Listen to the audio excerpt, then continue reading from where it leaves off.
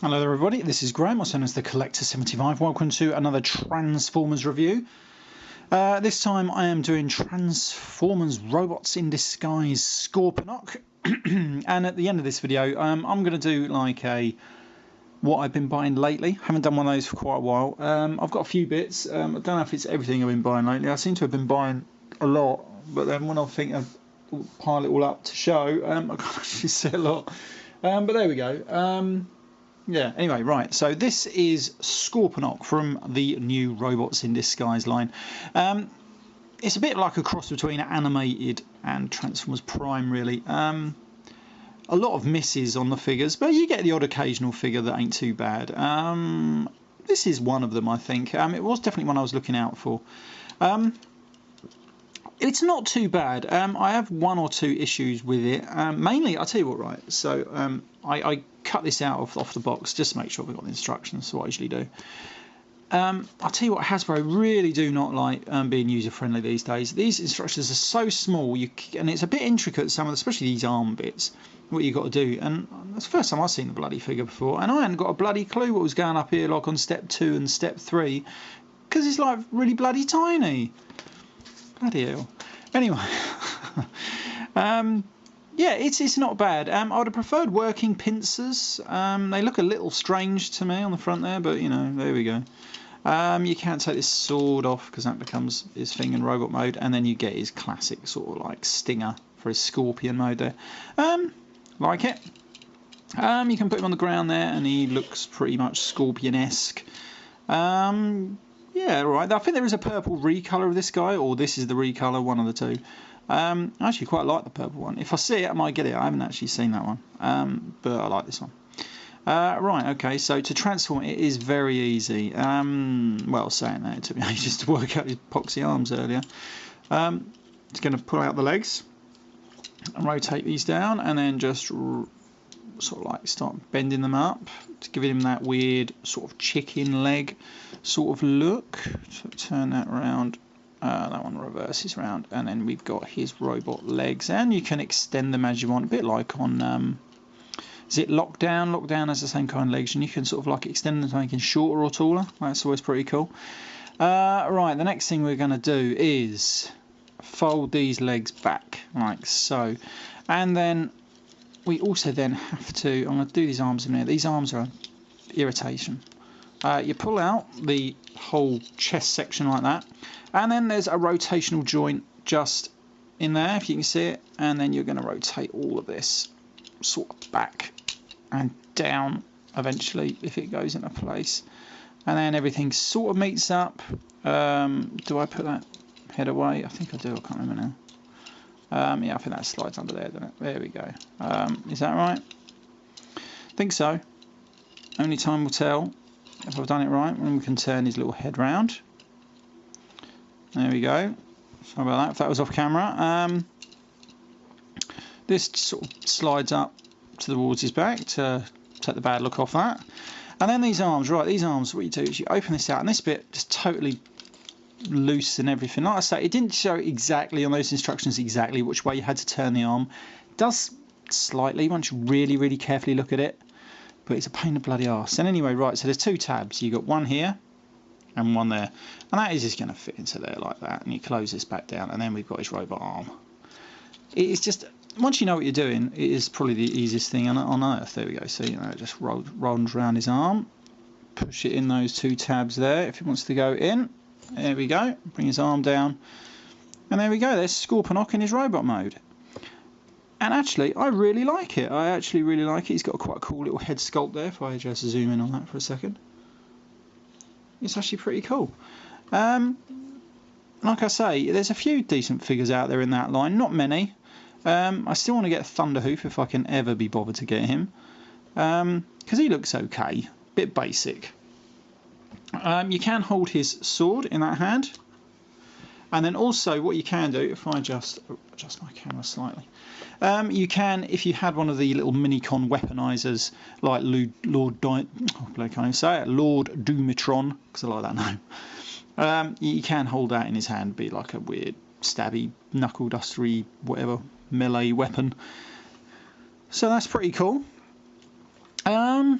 Yeah, Yeah, I like this figure. If I can track down the purple one, I might buy that. But these are so pricey, it's unbelievable. And I mean, depending on what shop you go in, you could be looking at a discrepancy between the price of like about £5 or something. It's bloody silly at the moment. Right, so I'm going to put it into the back there. Now I'm going to do what I've been buying lately. Let's have a look. What should I start with first? Let's start with a non-Transformers thing. Now, some of you might know that I collect Zoids and I do Marvel G1 comic reviews, although not so often as I'd like. I don't have a complete run of Zoids, so what I've been doing lately, I've been selling quite a bit on eBay lately, so lately I thought I'd try out my luck and try and get as many issues as I can of it and hopefully get a complete run. This is the last issue, I've had this one ages. So there's only 51 issues, but it also did have a little stint in Secret Wars. So I'm going to try and get all them. At the moment, I think there's only like about 5 or 6 issues I need to get. If I do get the lot, once I've done my Marvel G1 comic reviews and finish those off, I'm going to get... Well, I'm actually going to try and do the same with Zoids. Because I think that's quite cool. And it's very underrated. I'd love it if they'd just done a collection of all those stories, you know, all 51 issues in like one big hardback. That'd be cool, but yeah, as I said, it's a limited appeal, so that probably ain't going to happen. I'll tell you what I said goodbye. It was my birthday the other day, and I asked my wife to get me this. I did hear about this. I actually knew about these for a while. These are like the IDW Classics UK. This is volume 4. I do have all 4 so far that I have. There's one more out, and there's another one coming out in January. Yeah, I knew these were about, but I didn't know about all the extra content that's in them, because you get lots of all the stuff about Marvel UK at the time, all the adverts that are in the comics. Look at that, pictures of the old transformation page and everything like the next issue, annuals and grimgrams, and it's just got so much stuff in it. So yeah, I've been buying these, and well worth the money. The only thing I don't like about it, I mean, I do have the Titan book reprints of most of the UK issues that they did. They didn't do all of them, but at least they're bigger page, because it was this is A5 format and the old UK comic was A4. So obviously they've had to shrink the page down to fit onto that A5, so you end up with a big panel up, big gap up the top, big gap down the bottom. So it's quite small. That is my only issue with that. So the Titan ones are, and because it's not on gloss paper, it's on like a matte paper, and lots of these comics originally were on gloss paper, so it has a weird effect being on this.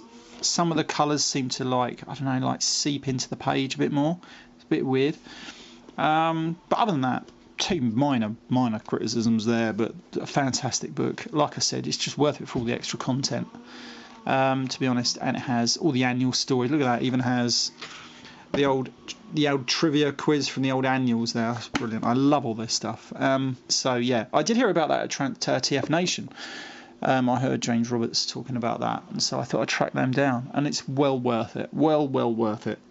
Like I said, I've got, well, yeah, I do have every issue of old Transformers UK anyway, but it's nice just having something like that. Right, so that was them. A few other little bits. I can't remember if I showed these before. These are some KO Creon.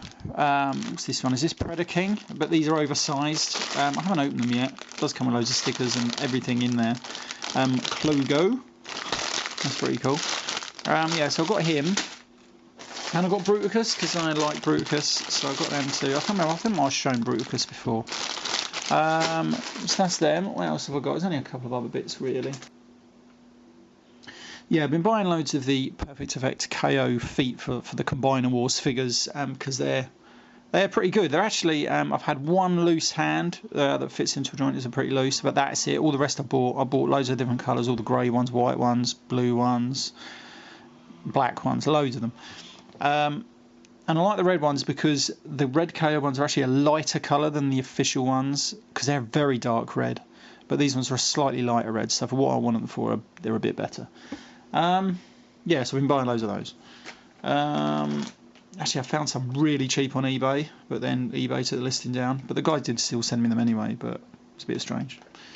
And then I did buy this. This is pretty cool. This is a KO oversized Generations Lockdown from the movie. But this is a black version, and I don't know if it's going to pick it out, but this is like a proper matte black, like stealth version. And this just looks amazing. I love this. This just matte colour is just absolutely brilliant. I love this. This panel doesn't seem to want to go in too well, but I'll fix that whenever I transform. It's because I haven't transformed it yet, and always in the shipping always gets knocked about. But that just looks amazing. That does. So that was him. And then the final thing, I went down the entertainer yesterday just to get a few Christmas bits for my son and whatever, and I'd always look at the Transformers, and then I did find this. I originally wasn't going to get Soundwave because I don't like how big he is. I just can't say no. I cannot say no to some of these figures. I find the legs are a bit blocky and everything, but I just cannot say no. Yeah, I 45 quid, so that ain't too bad, is it? Yeah, I might do a review on this guy. Just well worth it. I mean, I still can't find any of the little Titan Master figures anywhere around my area, near like around my stains. Weird, man. The Entertainer don't have them. I haven't seen any. I've seen one in Toys R Us, actually, one figure, and that was Nightbeat or whatever his name is, and that was the only one. But I already had him. And I haven't been down Toys R Us for a while, but I don't expect them to have anything new. Yeah, but from what I see on like all the news sites of all these toys being released, they're getting some really weird release sort of issues. Like some places get loads of them, other places, even in America, they don't seem to get a lot. Yet they get loads in the Asian markets. Weird, isn't it? But there we go. You know, I'm sure I'll get to track them down eventually. I'm not paying the silly prices that you see on eBay. That's just ridiculous. I saw like, was it 8-face? They wanted like £17. No. Well, unless I get desperate. Right, okay, so that has been whatever his name is, Scorponok, and what I've been buying lately. Sorry, I went a lot. Sure, I had more. Oh no, there is one more. I forgot about this. I'm sure most people have probably seen this one before, actually. But this is a KO Masterpiece Skywarp, the weird Barbecue 7, whatever the bloody hell thing it was called. I know he's looking down there, it's because I've got him up on the shelf high, and so he looks down. And it's of the reissue Skywarpy one with the proper wings attached to the legs and everything. So it's pretty good. I haven't actually transformed it yet, so I don't know the quality on the transformation, but it comes with these stickers that you have to put on yourself. What if you can cut them out pretty decently? I think I've done a half decent job there. It looks brilliant on those wings. So I just need them to do a KO Thundercracker now, because I'm not paying how much people want for that Thundercracker. Why Hasbro just couldn't release him in good numbers like they did with Acid Storm and Sunstorm? You know, they're the figures that people want, is like Thundercracker, not Acid Storm and Sunstorm, to be honest. I didn't really want a Masterpiece Acid Storm. I bought one, but suddenly it was there and I had the money. If Thundercracker had been there, no brainer, I would have bought that. But, you know, I just don't get their marketing sometimes. And you can't get a Thundercracker now. Well, you can get one. It costs you the earth. You know, still that's Hasbro for you, you know. Who am I? Right, I shall see you all next time. Bye for now.